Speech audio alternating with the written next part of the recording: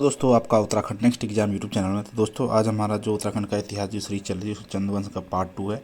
इस वाले जो वीडियो है इसमें आपको उत्तराखंड के चंद्रवंश के क्वेश्चन और करंट अफेयर और जीएस के हमने कुछ क्वेश्चन डाले हुए हैं, जैसे कि आपने पोल में बताया था कि आपको इस टाइप की वीडियो चाहिए। तो दोस्तों वीडियो को स्टार्ट करते हैं। तो पहला सवाल आज का है कि सिरा क्षेत्र में किस चंद्र शासक ने विधिपूर्वक भूमि बंदोबस्त किया था? तो ज्ञानचंद, रुद्रचंद, भारती चंद्र और त्रिमल चंद। तो दोस्तों जो राइट आंसर जो होता था वो हो जाता है ऑप्शन बी, क्या है, रुद्रचंद। व्याख्या देख लेते हैं कि सिरा क्षेत्र में रुद्रचंद ने भूमि बंदोबस्त करवाया था। सिरा नेपाल राज्य का हिस्सा था। रुद्रचंद के आक्रमण के दौरान सिरा का शासक कौन था? हरिमल था। ये ध्यान रखें आप कि जिस टाइम रुद्रचंद ने नेपाल पर सिरा पर आक्रमण किया तो उस टाइम वहाँ का राजा कौन था? हरिमल था। ठीक है। नेक्स्ट है कि विश्व बैंक में शामिल 189वां देश कौन सा है? दक्षिण सूडान, उत्तरी कोरिया, नोरू या बाली। तो दोस्तों इसका राइट आंसर हो जाता है ऑप्शन सी, क्या है ये, नोरू। ठीक है। और जो विश्व बैंक है इसकी स्थापना कब हुई है? 1944 में ब्रेटन वुड, ठीक है, एक सम्मेलन हुआ था ब्रेटन वुड में, जगह में। उस सम्मेलन के तहत इसकी स्थापना हुई और साथ इसी के साथ IMF की भी स्थापना हुई थी, अंतर्राष्ट्रीय मुद्रा कोष की भी स्थापना हुई थी। व्याख्या देखते हैं इसकी। ये देख लें आप कि विश्व बैंक की स्थापना ब्रेटन वुड समझौते के तहत 1944 में हुई थी। इसका मुख्यालय कहाँ है? वाशिंगटन DC में है। इसमें शामिल 189वां देश नोरू है, जो दक्षिण प्रशांत महासागर में स्थित है। अब ये देख लीजिए, इसकी स्थिति देख लीजिए आप। ये ऑस्ट्रेलिया रहा, ऑस्ट्रेलिया के पूर्व में आप यहाँ पे देख रहे होंगे नोरू। ठीक है, फिगर याद रहता है इसलिए मैंने आपके लिए फोटो डाला कि यहाँ पर नोरू है। ठीक है, ये ध्यान रखें। और इसके अलावा और महत्वपूर्ण तथ्य देखते हैं। तो प्रथम अध्यक्ष थे विश्व बैंक के कौन थे? यूजीन मेयर थे। और वर्तमान अध्यक्ष कौन है? डेविड माल्पस हैं। और इसके प्रबंधक कौन है अभी वर्तमान में? क्रिस्टेलिया जॉर्जिया। और जो अंतर्राष्ट्रीय मुद्रा कोष था इसकी स्थापना कब हुई है? 1945 में। दोस्तों एक क्वेश्चन है कि कौन सा बैंक, जैसे विश्व बैंक और अंतर्राष्ट्रीय मुद्रा कोष में से कौन सा बैंक दीर्घकालीन ऋण देता है? तो उसका जो राइट आंसर है वो हो जाता है ऑप्शन, मतलब कि विश्व बैंक विश्व बैंक जो है दीर्घकालीन ऋण देता है, और जो अंतर्राष्ट्रीय मुद्रा कोष है ये अल्पकालीन ऋण देता है अपने सदस्य देशों को। ठीक है, किसको देता है? अपने सदस्य देशों को। ये अल्पकालीन देता है और विश्व बैंक देता है दीर्घकालीन ऋण। इस चीज़ का ध्यान रखें, कोई क्वेश्चन में बन सकता है। नेक्स्ट है कि उत्तराखंड के इतिहास में सिरा के नाम से किस स्थान को जाना जाता था? तो डीडी हाट, पिथौरागढ़, अल्मोड़ा और डोटी। तो इसका राइट आंसर हो जाता है ऑप्शन ए, डीडी हाट को उत्तराखंड के इतिहास में, है ना, उत्तराखंड इतिहास में क्या जाना जाता है? सिरा नाम से जाना जाता था। ठीक है, व्याख्या देख लेते हैं इसकी कि सिरा के नाम से डीडी हाट को जाना जाता था, जो वर्तमान में पिथौरागढ़ जिले का एक हिस्सा है। और पिथौरागढ़ को किस नाम से जाना जाता था? सोर। ठीक है। और मैंने एक पर इसकी लास्ट वीडियो देखी हुई तो उसमें मैंने बताया था कि बाउलीगढ़ का नाम परिवर्तित करके क्या करने वाले हैं? सोरगढ़। ठीक है, वो भी कहीं है, कहाँ है? पिथौरागढ़ में ही स्थित है।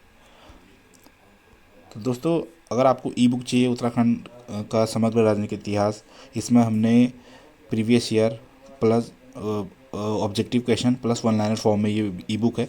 अगर आपको इसको बाय करना है तो इसका लिंक मैं डिस्क्रिप्शन बॉक्स में डाल दूंगा, वहाँ से इसे बाय कर सकते हैं आप। और इसी टाइप से उत्तराखंड वन रोका की जो भी तैयारी कर रहे हैं जो बच्चे, अगर उनको ये ई बुक चाहिए, इसका भी लिंक मैं डिस्क्रिप्शन बॉक्स में डाल दूंगा, ये आपको वहाँ से मिल जाएगा। आप उसे बाय करिए, वहाँ से आपको ये मेल के थ्रू आपको आएगा। तो मेल जब भी आप ये बाय करेंगे, इसमें अपना मेल, दोनों में मेल सही डालना है, तो जाकि ये मेल के थ्रू आपको पहुँचता है। ठीक है। नेक्स्ट क्वेश्चन देखते हैं कि भारत विश्व व्यापार संगठन का सदस्य कब बना था? 1948 में, 1955 में, 1995, 1997। तो जो भारत बना था ये बना था 1995 में। और इसी टाइम पे विश्व व्यापार संगठन की भी स्थापना हुई थी। क्या है? WTO भी पूछता है। ठीक है, विश्व व्यापार संगठन की भी स्थापना हुई थी। और जो विश्व व्यापार संगठन था ये गेट है। ठीक है, गेट का परिवर्तित रूप है, मतलब इसके बाद गेट के बाद बना है WTO। और गेट की स्थापना हुई है 1948 में। ठीक है, ये देख लेते हैं कि भारत 1995 में विश्व व्यापार संगठन का सदस्य बना। यह संस्था विश्व व्यापार संगठन बनने से पूर्व गेट के रूप में कार्य करती थी। उर्गवे, ये इंपॉर्टेंट हो जाता है, उर्गवे सम्मेलन में विश्व व्यापार संगठन का उदय हुआ है। ठीक है। और गेट जो मैंने बताया आपको, general agreement on tariff and trades में, इसकी स्थापना कब हुई है? 1948। कभी कभी 1947 नवंबर भी दिखाता है, नवंबर। ठीक है, 1947 दिसंबर, इसका ध्यान रखें। इसका राइट आंसर हो जाएगा 1948। ठीक है। नेक्स्ट है, भारत में बॉक्साइट का सर्वाधिक उत्पादन किस राज्य द्वारा किया जाता है? उड़ीसा, झारखंड, राजस्थान या कर्नाटक। तो इसका जो राइट आंसर हो जाता है ऑप्शन ए है, उड़ीसा। और उड़ीसा में और क्या क्या इंपॉर्टेंट जो भी खनिज तत्व कौन कौन से होते हैं उसके बारे में एक फॉर्मूला है, बल्मा याद रखेंगे आप, तो इससे आपको सारे पता चल रहा है कौन कौन से होते हैं। ब से है बॉक्साइट, लॉ से है लोहा, मा से है मैग्नीज। क्या क्या है यहाँ पीछे देख लें आप, बॉक्साइट, लोहा और मैग्नीज। तो देख लीजिए आप, उड़ीसा भारत के कुल बॉक्साइट उत्पादन का 50% अकेले उत्पादन करता है। और मैंने फॉर्मूला बनाया कि बल्मा। ठीक है, क्या बनाया है? बल्मा, देखें आप। बॉक्साइट, लोहा और मैंगनीज। इसी प्रकार से झारखंड में क्या क्या महत्वपूर्ण चीज़ें होती है वो देख लीजिए आप। कत्यूरी सिक्का, कत्यूरी सिक्का याद रखेंगे आप। क से कोयला, तो से तांबा, यूरी से यूरेनियम, सिक्का से सी से सीसा, और क्रॉस से क्रोमाइट। ठीक है, ये आप, मुझे लगता है कि आपकी जब भी एग्जाम में आएगा तो ये दो फॉर्मूला आपको याद रहेंगे और जिससे आपका ये क्वेश्चन गलत नहीं जाने वाला। और इसके अलावा जैसे राजस्थान है, राजस्थान में भी दो तीन चीज़ें महत्वपूर्ण है। एक तो वहाँ पर जस्ता पाया जाता है, दूसरा वहाँ पर थोरियम पाया जाता है, और इसके अलावा एक फॉर्मूला है चापट, चांदी। ठीक है, इस टाइप से इसको भी याद रखेंगे, चापट को। ठीक है, नेक्स्ट है कि हुड़ेती ताम्रपत्र किससे संबंधित है? कीर्तिचंद, भारतीचंद, स्वतंत्र चंद और भीष्म चंद। जो हुड़ेती ताम्रपत्र है ये हमारा आपका भीष्म रतन चंद्र से संबंधित है। किससे संबंधित है? ये रतन चंद्र से संबंधित है। ठीक है, व्याख्या देखते हैं इसकी। हुड़ेती ताम्रपत्र रतन चंद्र से संबंधित है। यह भारतीय चंद्र का पुत्र था। और रतन चंद्र कब बैठा गद्दी पर? 1477 में गद्दी पर बैठा। और जो अन्य ताम्रपत्रों से संबंधित देखते हैं, जो गौबैसा ताम्रपत्र, ये तो परसों एग्जाम में पूछा था पटवारी के, जो लीक हुआ है ना, ये तो उसी में पूछा गया था। और उसके अलावा देख लो सेरा खड़गपुर ताम्रपत्र किससे संबंधित? ज्ञानचंद्र से। मझड़ा ताम्रपत्र में क्या है? चंद्रवंश के बम शासकों के साथ संबंध बताया गया। ठीक है, बम शासक कहाँ के बोलते हैं? नेपाल के शासकों। ठीक है, बास्ती ताम्रपत्र किसका? मांडलिक राजाओं की सूची, मतलब जो राजा किसी के अधीन थे उनको बोलते थे मांडलिक राजा। ठीक है, और मोनाको जो ताम्रपत्र है ये किसका है? चंद्रवंश के करों से संबंधित है। मतलब इस ताम्रपत्र में चंद्रवंश के करों के बारे में बताया गया। और इसमें ही जो लक्ष्मी चंद है उसको लक्ष्मण भी कहा गया, तो लक्ष्मी चंद का भी संबंध माना जा सकता है इससे। ठीक है, नेक्स्ट है, हाल ही में सेबी की पहली महिला अध्यक्ष कौन बनी है? इंदु मल्होत्रा, प्रियंका मोहिते, माधुरी पुरीबुच और इंद्राणी मुर्मू। तो इसका राइट आंसर हो जाता है ऑप्शन सी है। ये बनी हुई है हमारी, क्या बनी है? सेबी की पहली महिला अध्यक्ष बनी हुई है। ठीक है, और जो सेबी की जो स्थापना हुई है कब हुई है? वो 12 अप्रैल 1988 को स्थापना हुई है। और जिसको वैधानिक दर्जा दिया गया कब दिया गया? 1992 में इसको वैधानिक दर्जा दिया गया। किसको? सेबी को। ठीक है, और भी व्याख्या देख लेते हैं इसकी। ये देख लें हम, इसकी स्थापना 1988 में हुई है, 12 अप्रैल 1988 को। मुख्यालय कहाँ पे है? मुंबई में है। और वैधानिक दर्जा दिया गया इसको 3 जनवरी 1992 को। और जो इंदु मल्होत्रा आपने ऑप्शन में देखा होगा, वो क्या बनी हुई है? सुप्रीम कोर्ट में जज बनने वाली पहली महिला वकील है। तो इसका आप नोट करेंगे। साथ ही आप नोट करेंगे कि प्रियंका मोहिते क्या है? उन्होंने माउंट अन्नपूर्णा को फतेह करने वाली पहली भारतीय महिला है। ठीक है, क्या है? पहली भारतीय महिला है। नेक्स्ट है कि इंद्राणी मुर्मू सबसे युवा सांसद है। कहाँ से? उड़ीसा से। 25 वर्ष में ये लोकसभा सदस्य बनी थी। कब बनी थी? 17वीं जो लोकसभा चुनाव हुए थे उसमें सबसे कम उम्र में बनी थी, क्या? 25 वर्ष। ठीक है, इसको आप ध्यान रखेंगे। इंद्राणी मुर्मू, किसी न किसी एग्जाम में आपको ये देखने को जरूर मिलेगा। नेक्स्ट है कि खगमरा किला कहाँ स्थित है? पिथौरागढ़, अल्मोड़ा, चंपावत और इनमें से कोई नहीं। तो दोस्तों जो खगमरा किला है वो कहाँ है? अल्मोड़ा में स्थित है। ठीक है, और इसका निर्माण किसने किया था? इसका निर्माण किया है आपका भीष्म चंद्र। काफ़ी बार एग्जाम में पूछा गया और आगे भी एग्जाम में पूछे जाने की पूरी संभावना है। ये देख लिया आप, खगमरा किला अल्मोड़ा में स्थित है। इसके लिए को भीष्म चंद्र ने बनाया था। भीष्म चंद्र ने ही राजधानी चंपावत से अल्मोड़ा ट्रांसफर करी थी। तो दोस्तों अगर आपको हमारे वीडियो पसंद आ रहा हो, कंटेंट पसंद आ रहा है, प्लीज़ वीडियो को लाइक जरूर करके जाना। आप वीडियो देखते हो बट लाइक नहीं करते हैं, आप वीडियो देखते हो तो लाइक भी जरूर करके जाना। ठीक है, नेक्स्ट है कि सीरगढ़ का किला किसने जीता था? बालू कल्याण चंद, भीष्मचंद्र, रुद्रचंद और कीर्ति चंद। तो दोस्तों का जो राइट आंसर हो जाता है ऑप्शन सी हो जाता है। किसने जीता था? रुद्रचंद ने। ठीक, रुद्रचंद के बारे में कुछ फैक्ट देखते हैं कि यह किला रुद्रचंद ने 1581 में सेनापति पुरुषपंत की सहायता से जीता था। बालू कल्याण चंद कब बैठा था गद्दी पे? 1545 से 1565 में। और इसी का उत्तराधिकारी था रुद्रचंद। वो कब बैठा था? 1565 से 1597 तक ये गद्दी पर बैठा था। और जिसका समकालीन था ये अकबर का समकालीन था। और 1587 में इसने अकबर की अधीनता स्वीकार की थी। और 1588 में ये अकबर से मिलने के लिए लाहौर गया था। ये क्वेश्चन भी काफ़ी बार एग्जाम में पूछा गया कि अकबर से मिलने कब गया था? लाहौर 1588 में। और इसने चौथानी ब्राह्मणों की स्थापना की थी। जैसे गढ़वाल में सरोला सभा था, उसी प्रकार से इन्होंने चौथानी ब्राह्मणों की भी यहाँ पे नियुक्ति की थी। ठीक है, और इसी द्वारा प्रमुख जो पुस्तकें लिखी गई, एक तो त्रिवेणिक धर्मनिर्णय, सैनिक शास्त्र और ययाति चरितम, ये इनके द्वारा पुस्तक लिखी गई थी। नेक्स्ट है कि किस चंद्र शासक ने अपने शासनकाल में पंचायती पद्धति प्रारंभ की थी?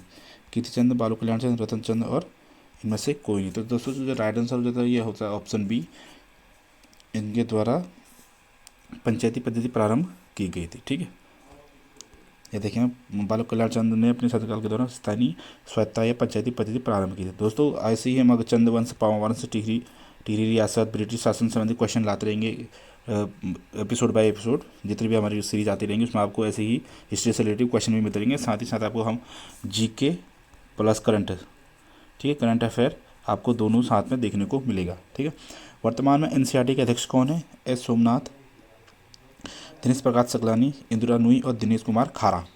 ये क्वेश्चन किसी न किसी एग्जाम में आपको देखने को मिलेगा, बहुत जल्द देख लेना।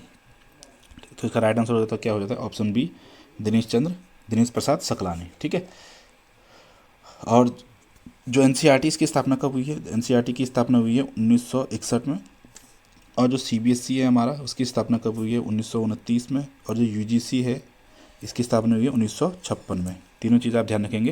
अब व्याख्या देख लेते हैं इसकी। ठीक है, एनसीईआरटी की स्थापना 1961 में हुई है, सीबीएसई की 1929 में हुई है, यूजीसी की 1956 में हुई है। जो एस सोमनाथ थे ये इसरो के अध्यक्ष हैं, वर्तमान इसरो के अध्यक्ष हैं, ये भी आप ध्यान रखेंगे। और जो इंदिरा नूई है ये आईसीसी की प्रथम स्वतंत्र महिला निदेशक है। क्या है? प्रथम स्वतंत्र महिला निदेशक।